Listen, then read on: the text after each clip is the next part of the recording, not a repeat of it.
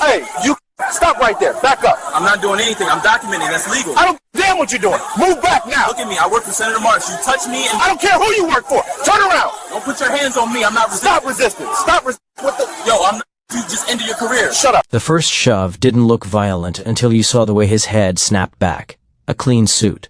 A pressed tie. A Senate credential clipped to his belt, like a quiet warning. This man belongs somewhere powerful. But the officer didn't see that, or didn't care. In the chaos of chanting, sirens, and boots on asphalt, the bodycam caught it all one hard slam into the pavement, one crack of skull against concrete, and then the kind of silence that turns a crowd into a storm. The timestamp read 7:43 p.m. By 7:49 p.m., the video was already leaving the city. But before we begin, if you've ever wondered how power misuses power, how a single moment of ego can destroy careers, families, and entire departments, stay with this story. And if accountability matters to you, subscribe, because stories like this don't end at the arrest. They begin there. The air smelled like hot asphalt and cheap smoke, not cigarettes burning trash in a metal barrel somewhere off the boulevard. The kind of gritty street heat that makes a city feel impatient. Downtown buildings stood tall and indifferent, their glass windows reflecting the orange glow of streetlights, like they were watching without blinking. At 7:26 p.m., the protest had already been going for nearly an hour. It started the way these things usually start, organized, loud, but controlled. Handwritten signs bobbed in the crowd like small flags of frustration. A few people carried megaphones, their voices cracking from shouting the same sentences again and again, trying to turn anger into something disciplined. No justice, no peace. The chant rolled through the street like waves hitting shore. Predictable. Familiar. And yet, the city felt different tonight. There was tension in the gaps between the chants, a kind of readiness. The crowd wasn't just demanding to be heard. They were braced for being punished for it, because everyone here already remembered what happened last month. A teenager stopped for matching a description. A scuffle. A knee on the neck. A body left on the pavement. The kind of case that gets filed under investigation while families learn how to grieve in public. That incident was still fresh in the city's nervous system, still vibrating. Through every conversation, every courtroom hallway, every police briefing. Which is why command had been clear. In the morning roll call, inside the fluorescent-lit briefing room at the central precinct, the watch commander had repeated it twice like a warning and a prayer. Maintain formation, keep the line. No unnecessary engagement. If you don't have probable cause, you don't touch anybody. He'd pointed at the printed memo pinned to the board department crowd. Control guidelines, updated after recent lawsuits and public pressure.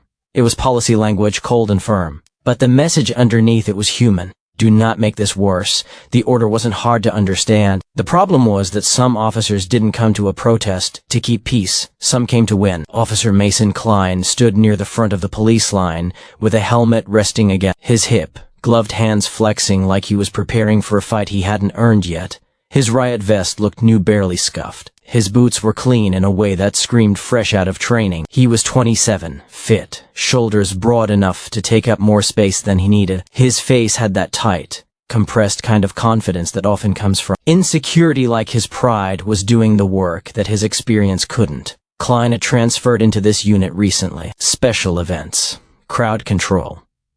A slot that some officers avoided because it meant long nights and scrutiny. But Klein had requested it. He didn't just want to be a cop. He wanted to be seen as a cop. And tonight felt like the kind of night that could turn into a story, something he could tell later. Something the older guys would nod at. Something that would make him feel like he belonged. The protesters across the street didn't know his name, but they knew the posture. They'd seen it before. Klein shifted his weight, scanning the crowd like a hunter watching prey instead of a public servant watching citizens. His eyes didn't soften when they landed on faces. He wasn't reading emotion. He wasn't thinking about de-escalation. He was looking for a target. A younger officer beside him, barely 23, cheeks still carrying the softness of someone not yet hardened by years on the street, kept glancing sideways like he could sense the wrong energy coming off Klein. Command said, "Don't engage." The young officer murmured low enough that the crowd couldn't hear. Klein didn't look at him. He just smirked slightly. "Yeah," he said.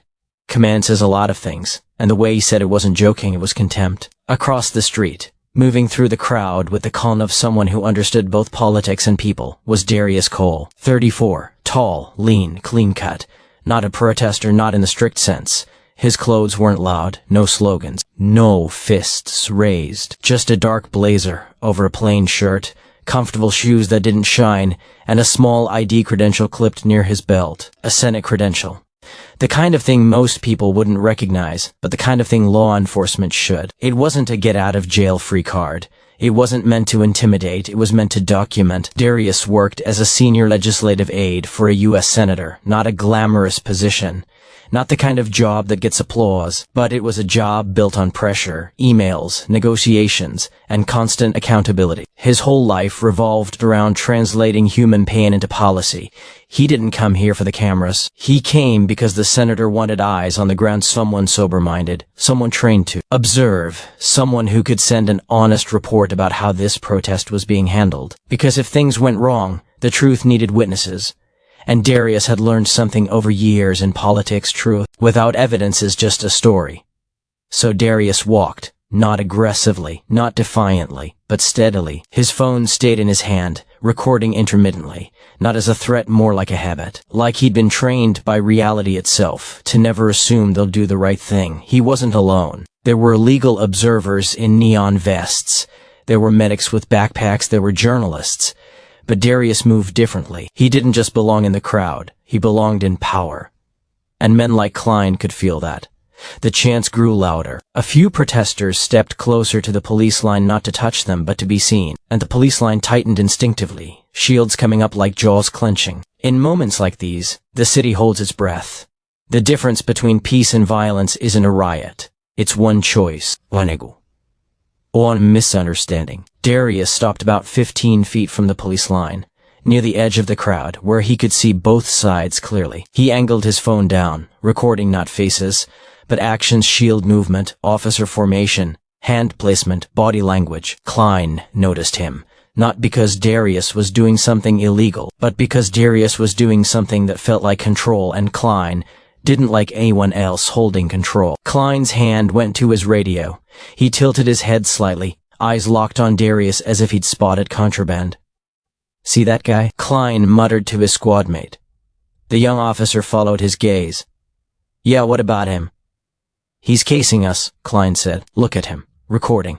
Real comfortable. He's not doing anything," the young officer replied, cautious. Klein exhaled through his nose. Not doing anything yet. This was the disease. This was the mindset that turns policing into paranoia, believing that calm observation is provocation. Darius looked up and his eyes briefly met Klein's. Not in fear. Not in hate. Just recognition. A quiet human moment that lasted less than a second, but Klein interpreted it like a challenge. Klein stepped forward from the line. The young officer stiffened. Klein, but it was too late. Klein had already crossed the invisible boundary the boundary command told them to respect. The crowd saw him step out. A ripple moved through the protest like electricity. People started raising phones. A woman near the front whispered, "Here we go." Klein walked straight toward Darius. His boots sounded louder than they should be, each step carrying weight, authority, threat. Darius did T move back. He did T panic. He just stood there, calm like a man who believed in the system enough to trust it would recognize him. That belief would become the most painful mistake of his life.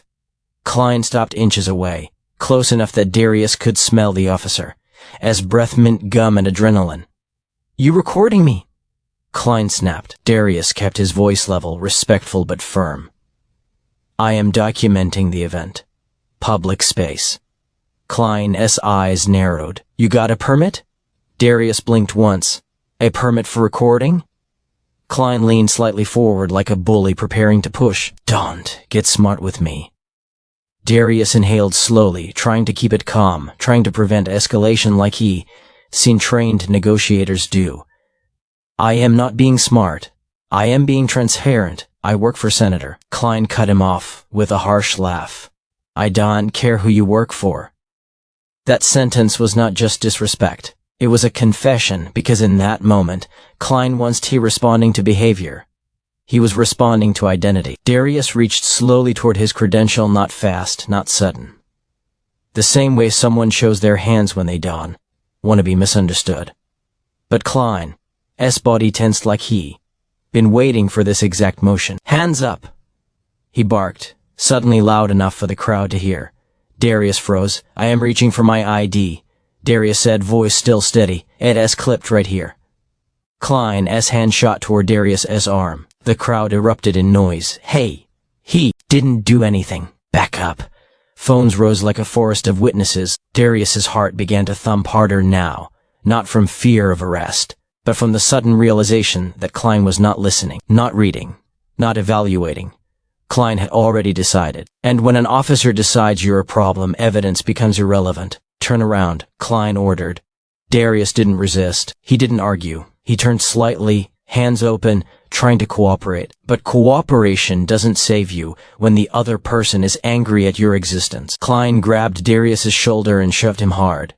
Not a guiding push, a violent, humiliating shove. Darius stumbled, caught himself, looked back in disbelief. And that disbelief, human, natural, wounded, was all Klein needed to justify what he wanted to do next.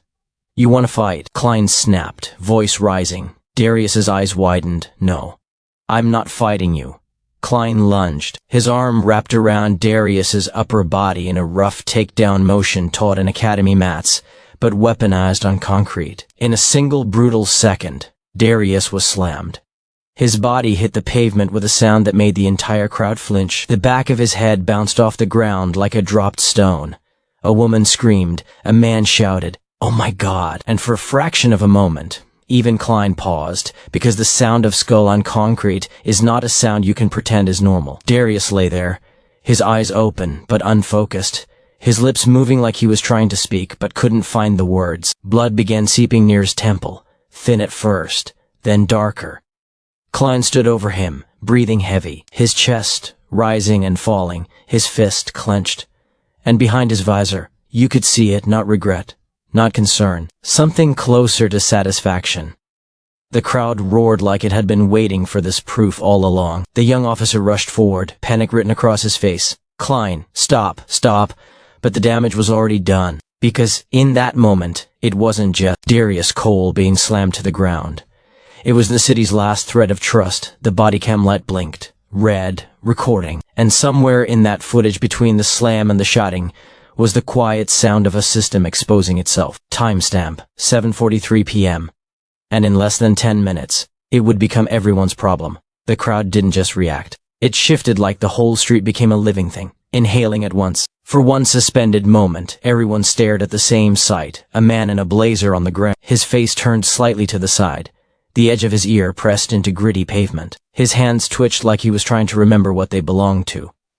The protest chants died mid-syllable, and then the sound came back in a different form, raw, jagged, furious. Call an ambulance. Get off him. He's bleeding. Officer Mason Klein stood over Darius Cole as if he'd just won something. His shoulders were squared. His breathing was loud, almost performative, like he wanted everyone to understand how dangerous this moment had been for him. But Darius wasn't fighting.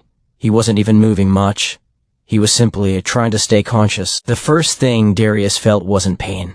It was confusion. A foggy, ocean-deep dizziness. The kind you get when your brain hasn't processed that it's been hit. His vision pulsed in and out. The streetlight above him stretched into a blurry halo. He heard people yelling, but it sounded like it was coming from inside a tunnel. Then pain arrived. A sharp, immediate flare at the back of his skull, like someone had driven a nail into his head and left it there. He tasted metal, blood, and adrenaline. His tongue felt thick. His jaw trembled as he tried to speak. He forced air into his lungs and tried again. The words didn't come out clean. But Darius still tried, not because he needed to explain himself, because he understood something most people don't. The first narrative becomes the official one.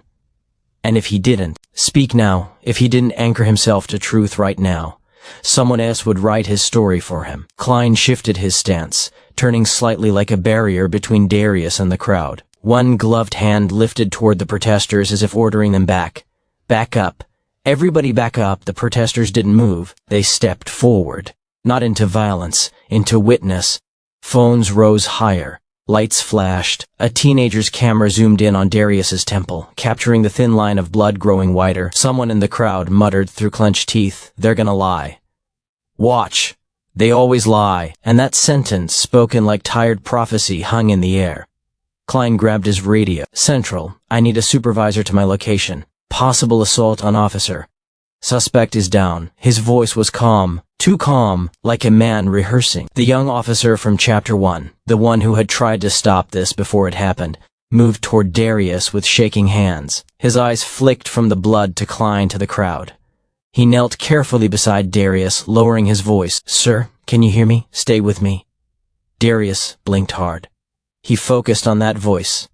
It sounded human. I'm okay. He lied, because he didn't want the world to see how scared he was. The young officer's gaze darted to Klein again, searching for instruction, permission, something. But Klein was already watching the crowd, like they were the threat, not the injured man on the ground. Police training teaches officers something important. Control the scene. What it doesn't always teach is how easy it is to confuse control with dominance. And Klein was already dominating. He turned his body cam slightly, angling it away from Darius's face, subtle, almost accidental. That's how these things happen, not always with big conspiracies. Sometimes with tiny choices. A few feet away, a sergeant's voice crackled through the radio. Unit 23, what's the situation? Klein didn't hesitate. He didn't pause to reflect. He didn't check on the victim. He answered like a man protecting his future. Suspect approached the line, recording. Refused lawful orders. Became aggressive. I had to take him down. The young officer's eyes widened at the word aggressive.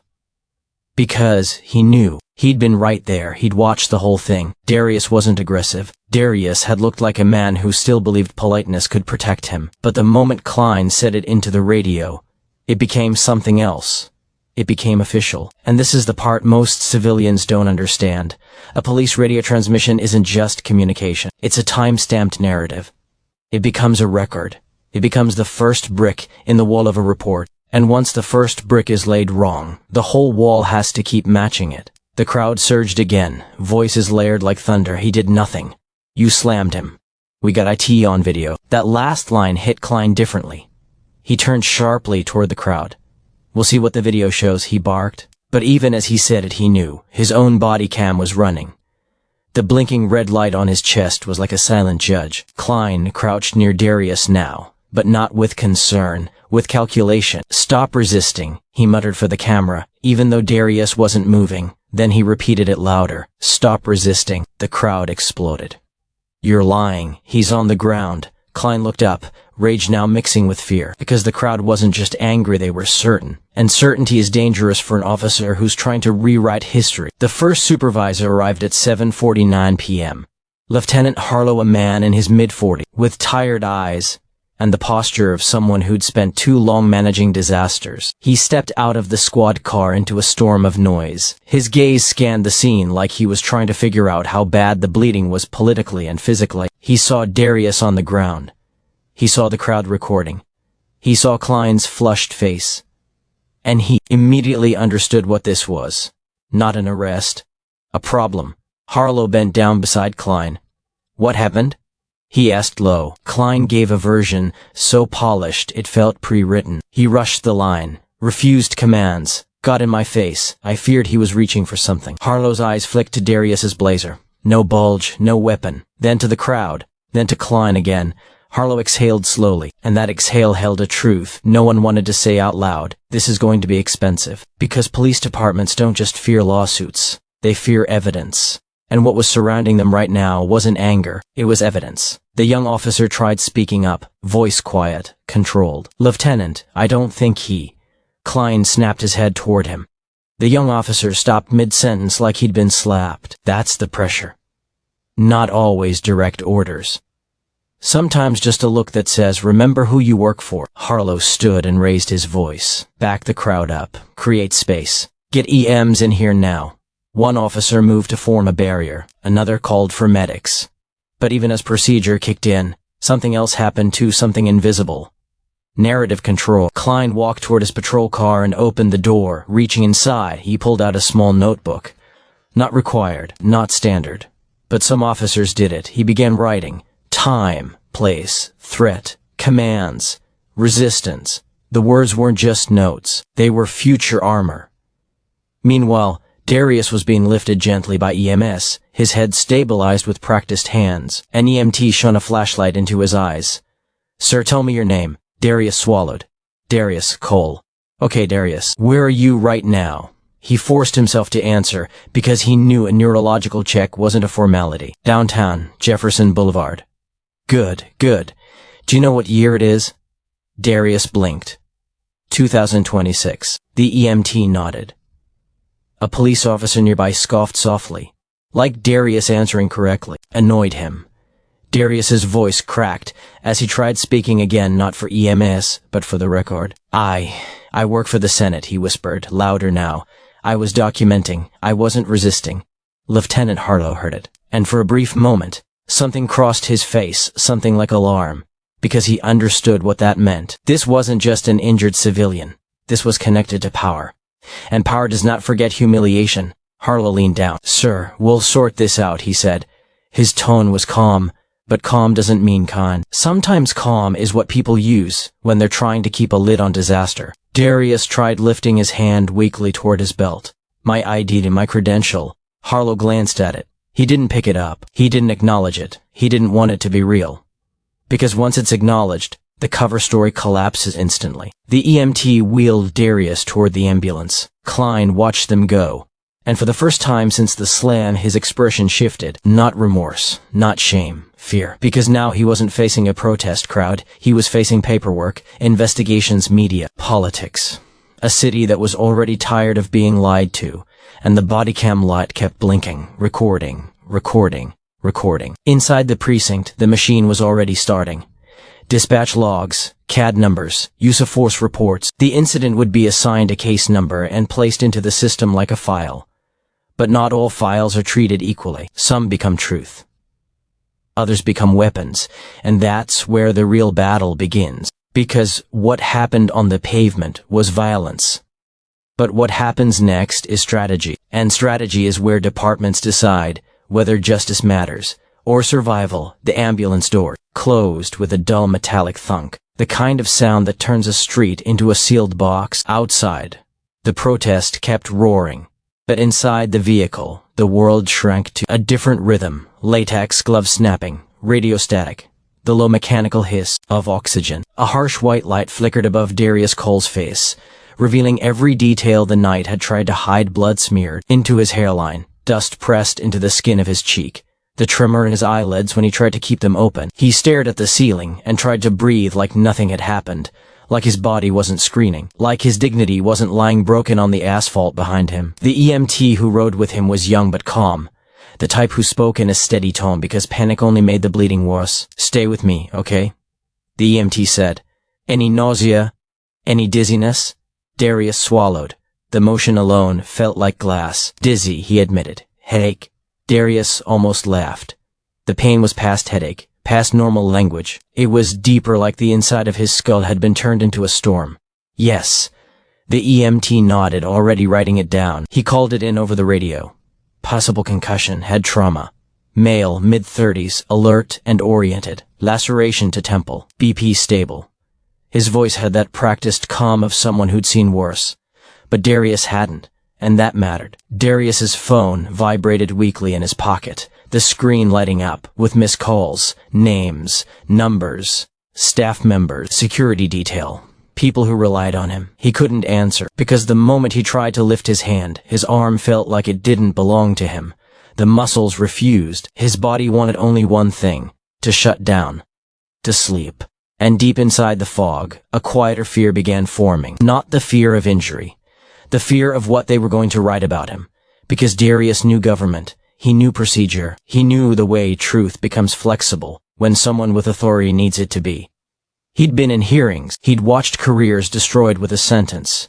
He'd seen how easily a person becomes a villain when the paperwork says so. And the paperwork was already being written. The ambulance reached Mercy General Hospital at 8:06 p.m. The emergency bay doors slid open and cold hospital air rushed in, smelling of disinfectant and urgency. Nurses moved fast, hands reaching, voices overlapping. Trauma room 3, head injury coming in. What happened? The EMT answered without drama. Assault. Slammed to pavement. Possible concussion. A nurse glanced at Darius's blazer and the faint Senate pin on his lapel, then looked at his face again like she was trying to make sense of how someone like him ended up like this. Darius tried to speak, tried to explain, but the hospital didn't ask for explanations. It asked for vitals, for consent, for insurance cards. The system didn't care who you were, only how damaged you looked. They laid him on a bed, slid him under fluorescent lights that made everyone look guilty. A doctor pressed fingers near the bruising and asked about pain, about vision. Then came the line that anchored the chapter in cold reality. "We're ordering a CT scan," the doctor said. "Any head impact like that, we treat seriously." Darius nodded, eyes fluttering. In another world, this would have been the end of it. A patient hurt, unfairly, treated, released, protected. But outside the trauma room, the police presence hadn't left. A uniformed officer stood near the hallway entrance like a guard. Not security, not hospital staff. Police. And as Darius's eyes closed briefly, the officer stepped forward and spoke to the nurse in a low voice. "Is he stable enough to be transported after imaging?" The nurse frowned. "Transported where?" "Central booking." The nurse blinked like she hadn't heard correctly. "He's under arrest?" The officer nodded casually, like it was paperwork. Darius's eyes opened again. He heard it. He felt it like a punch in the ribs. Arrest? For what? The nurse looked uncomfortable. The doctor looked annoyed, as if the hospital had just been dragged into someone else's mess. "He's got a head injury," the doctor said. "You can't just drag him." The officer cut him off with the confidence of someone who assumed compliance was automatic. "He assaulted an officer. We have to process him." And there it was, the lie, already wearing the uniform of legitimacy. Darius's mouth went dry. He tried speaking. "I didn't assault anyone." The officer leaned in slightly, lowering his voice, so it sounded almost considerate. "Sir, don't make this harder. We're just doing what we have to do." That sentence had weight. Because it meant, your truth doesn't matter. Our process will override it. Darius's head throbbed harder now, not just from injury but from rage that had nowhere to go. He'd spent years in rooms where law was discussed like a sacred machine. He'd watched senators speak about rights and accountability with polished seriousness. And now he was lying on a hospital bed, bleeding, being treated like a criminal by a man who hadn't even witnessed what happened. The scan confirmed what Darius already felt. A radiology report. Cold, clinical language. Concussion. Soft tissue swelling. Laceration requiring sutures. Monitor for neurological changes. That was the official medical anchor, the kind of line that will later appear in lawsuits, settlement negotiations, and court documents. But even that wasn't enough to stop the machine. At 9:12 p.m., after stitches and paperwork, Darius was wheeled out, not to discharge, not to recovery, to police transport. A hospital intern watched with disbelief as the cuffs were applied. Gently, but firmly, as if gentleness could erase the humiliation. Darius stared at the metal around his wrists. He'd worn expensive watches in Senate meetings. He'd signed briefing memos that shaped national policy. He'd been in rooms where people whispered when he entered because they knew he carried information that mattered. And now, he was cuffed like a thief. The suffocating feeling hit him then, not physical, but psychological powerlessness. The kind that makes you want to scream, but leaves your throat empty. As he was guided into the back of a patrol car, his phone finally slipped out of his pocket and fell onto the pavement. The screen cracked, and somehow that tiny detail, his phone breaking, felt like the final insult. Because that phone wasn't just personal. It was his witness, his proof. One officer picked it up, glanced at it, and for a second Darius wondered if it would disappear. But the officer handed it to another without comment. No theft, no overt corruption, just the quiet sense that everything about this night was now in their hands. Back at the precinct, the lighting was harsher than the hospital, fluorescent, relentless, the kind that makes every face look like it has something to hide. Darius was escorted through the intake doors, past a desk sergeant who barely looked up, past a wall with a faded American flag and framed policy posters about community trust. It all felt like satire. A booking officer asked for his name, Darius Cole. The officer typed it. Date of birth, address, employment. Darius hesitated, because saying it out loud felt like begging to be believed. "I work for Senator Alina Marsh." The booking officer paused for the first time, looked up. "Senator Marsh?" Darius nodded. Silence, a beat too long. Then the booking officer shrugged as if the information was inconvenient but not impossible. "Okay," he said, and kept typing. That was the moment Darius understood something chilling. His status wasn't saving him. It was annoying them. In another room, Officer Mason Klein was doing his part of the ritual, writing the report. A supervisor sat nearby, watching his wording, not correcting the lie, refining it. Say, advanced aggressively, the supervisor suggested. Makes it clearer why you used force. Klein nodded, grateful for the help, his pen moving faster now, because the report wasn't meant to describe reality. It was meant to justify it. And the department, unknowingly, was building the trap tighter around itself, because somewhere else in a quieter, more powerful building, the senator's office, was about to learn what happened, but not yet, not immediately. And that delay is what gave everyone time to make the wrong choices, time to double down, time to bury themselves. Because when the senator finally called, she wouldn't call to ask questions.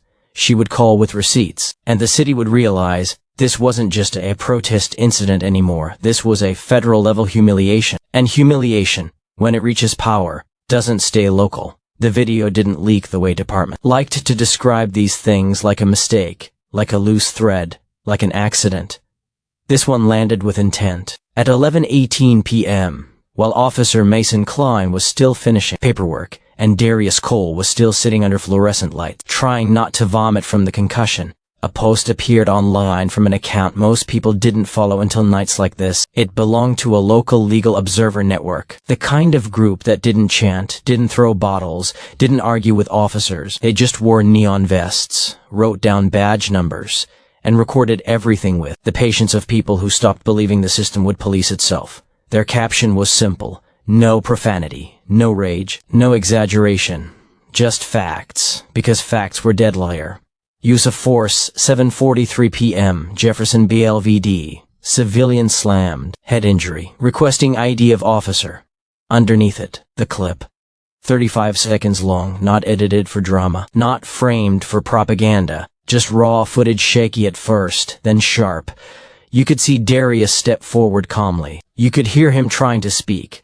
You could watch his hands open like a man making peace. And then you saw it, the slam, that violent, unnecessary arc of a body thrown into unforgiving concrete. The sound was what made people flinch, not the yelling, not the crowd. The sound of skull meeting pavement. It hit the internet like a match dropped into gasoline. By midnight, it had 50,000 views. By 2 a.m., it had crossed state lines, picked up by major activist pages, then stitched into reaction videos, then reposted by accounts that didn't even care about justice, but cared about virality. And as the clip traveled, it changed. Not the facts. The emotion. The first wave was outrage. The second wave was recognition. People didn't just see Darius. They saw themselves. They saw their brother, their father, their friend who had been handled for nothing. They heard the same police commands, stop resisting, used as a magic spell to turn brutality into justification. And then the slow motion edits began. Users slowed the slam down frame by frame, like they were analyzing evidence for trial. You could see Darius's head bounce. You could see his eyes lose focus. You could see Officer Klein's posture afterward, not panicked, not checking vitals, not calling for medical help, standing over him, owning the moment. The comment sections became courtrooms. Attempted murder. How is this not a felony? Look at his face after. He enjoyed it. That's not policing.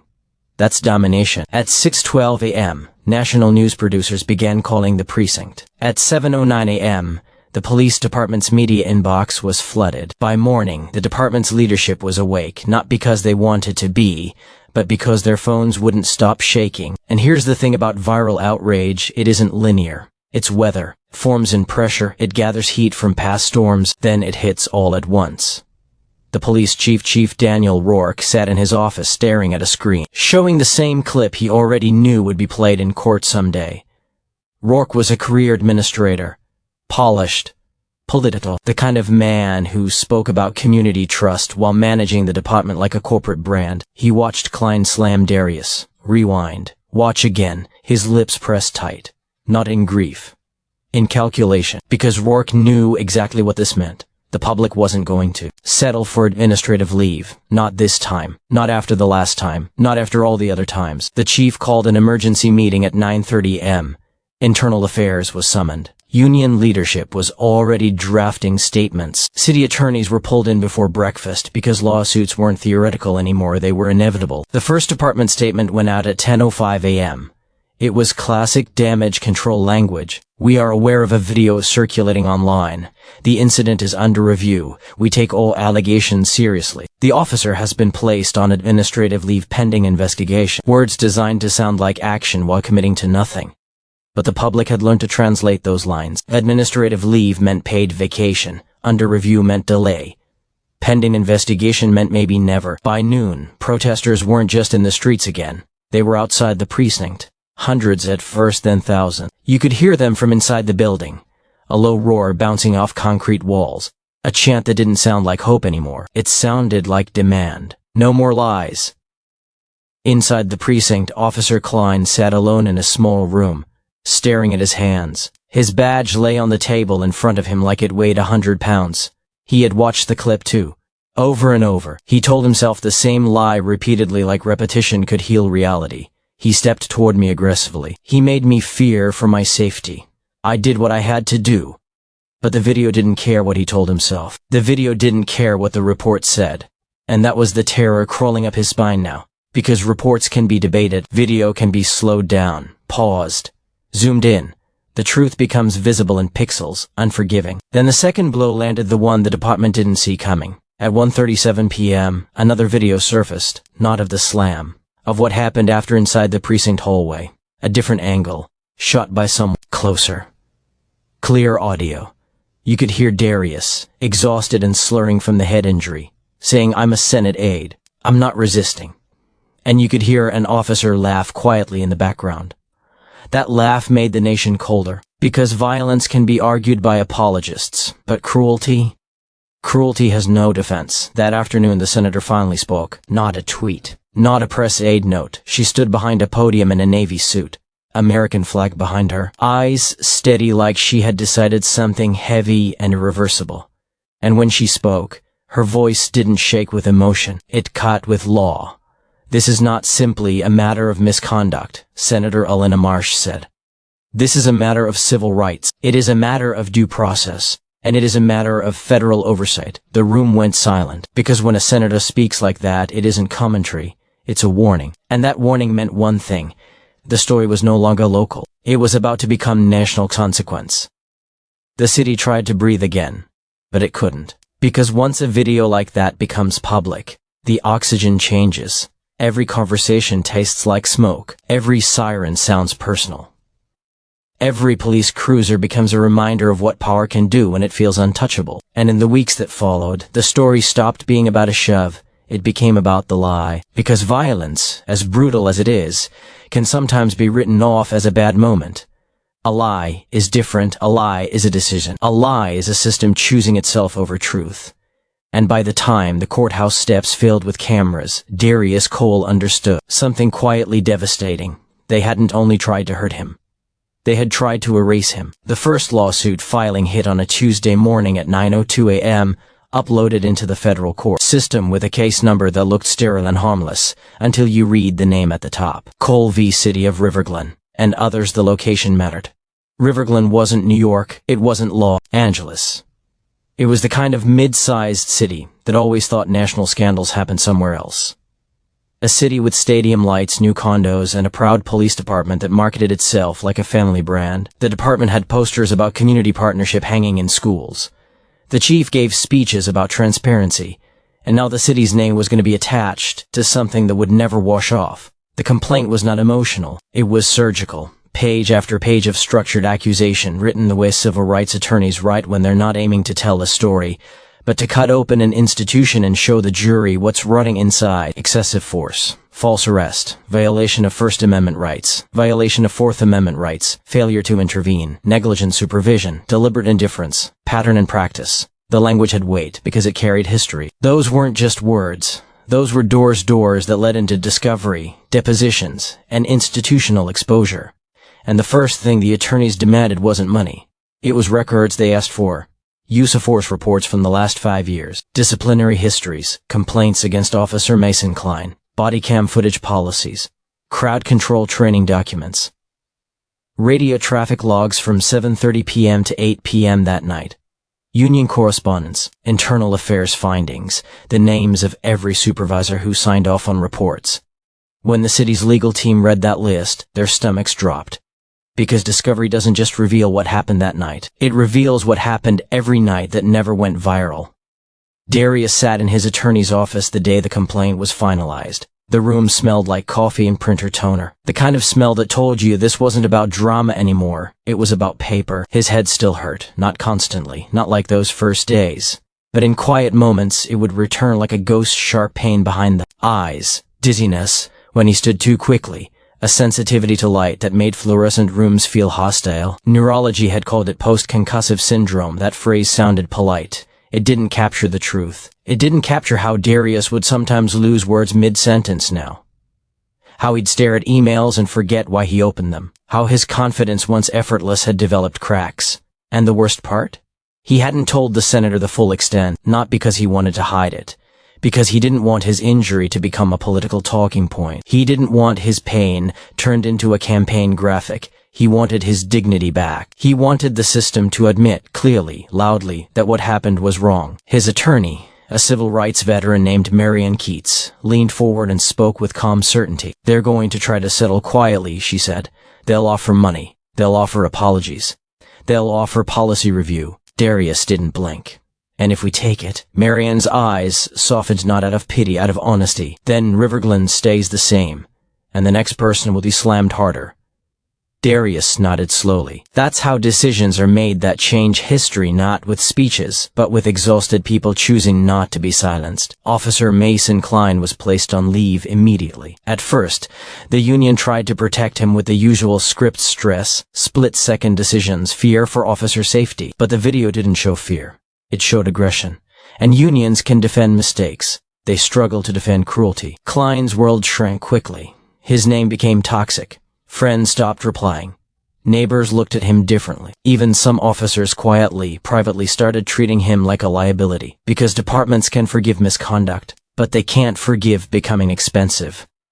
Internal Affairs opened a full inquiry within 48 hours, a formal case with an investigator assigned, interviews scheduled, evidence collected. They pulled Klein's body cam, they pulled the dash cams, they pulled the crowd footage. They pulled the radio logs, and they compared it all to his report. That's where the lie began to bleed through. His report claimed Darius advanced aggressively. Video showed Darius stationary. His report claimed Darius refused repeated lawful commands. Video showed Darius asking for clarification. His report claimed Darius reached suddenly toward waistband. Video showed a slow movement toward a credential. That wasn't interpretation, that was falsification. And falsifying reports isn't bad writing, it's a crime. By week 3, the district attorney's office quietly requested a full file review. Not because the DA wanted to play hero, because the pressure was suffocating. Protesters were outside the courthouse now, not just the precinct. The mayor's office was receiving threats of recall. Businesses downtown were losing money. The city council was holding emergency sessions. The city wasn't angry, it was unstable. And when a city becomes unstable, leadership sacrifices whoever it needs to. Klein was called in for an interview. He walked into the room with a lawyer beside him, trying to look confident. But his hands betrayed him. Internal Affairs investigators asked questions softly, like they were giving him chances to tell the truth. "Klein, why did you write assault when the video shows no strike?" He swallowed. He tensed up. "I perceived." The investigator cut him off. "No. We're not asking perception. We're asking objective actions." Klein's jaw tightened. He realized his instincts weren't helping him anymore. This wasn't a street interaction where authority wins by volume. This was evidence. Evidence doesn't flinch. The city's response came in waves. First, the chief held a press conference. He stood behind the podium again, this time looking older. Eyes dull, voice careful. "We acknowledge community concerns," Chief Rourke said. "We will cooperate fully with all investigations." But the press didn't let him escape. "Chief, did your department falsify reports?" "Chief, why was the victim charged?" "Chief, how many prior complaints did Officer Klein have?" That last question landed like a grenade. Because yes, Klein had complaints. Not many, not enough to fire him before, but enough that, when the records surfaced, the pattern looked obvious. 2 civilian complaints for aggressive demeanor, 1 internal note about poor emotional control, a training officer's evaluation marking him as reactive under stress, and yet he'd been assigned to crowd control anyway despite department policy recommending careful screening for special events deployment. That wasn't just Klein's failure, that was supervision failure. And negligence is where lawsuits become historic, because the case was no longer about one bad officer. It was about a system that repeatedly handed power to people who couldn't carry it responsibly. Then the DOJ entered the room, not loudly, quietly.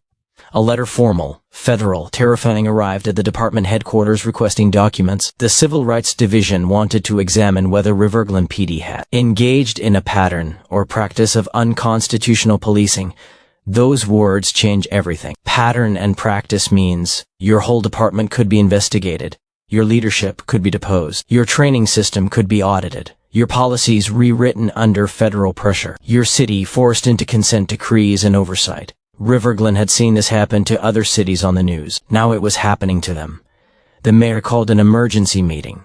City council demanded resignation, and the public demanded blood, not literally, but politically. Someone had to fall. And in systems like this, the fall always starts at the bottom, then climbs upward when evidence refuses to stop. Klein was terminated within 6 weeks. His badge was taken. His gun turned in. His career erased. But termination wasn't justice, not yet. Because Klein still had something left, the belief that he could survive this. That belief shattered when the DA filed charges. Assault under color of authority. Official misconduct, falsifying official records. Klein was arraigned in a courtroom packed with cameras. He stood in a suit that didn't fit right. Shoulders rigid, looking like a man, trying to hold his identity together while the world watched it collapse. The judge read the charges. Klein didn't speak, because there are moments when silence isn't strength, it's surrender. And then came the settlement negotiation. The city wanted it over. They feared a jury trial the way guilty men feared daylight. Because juries don't just punish, juries send messages. Darius's attorneys came prepared. They didn't ask for a symbolic number. They asked for a number that would hurt enough to force reform. $41 million. The amount sounded insane on first hearing. It sounded like revenge. But Marianne Keats explained it in simple terms when reporters questioned it. It's not the cost of a concussion, she said. It's the cost of a department lying about it. That line echoed across the country. Because it was true. The injury wasn't the headline anymore.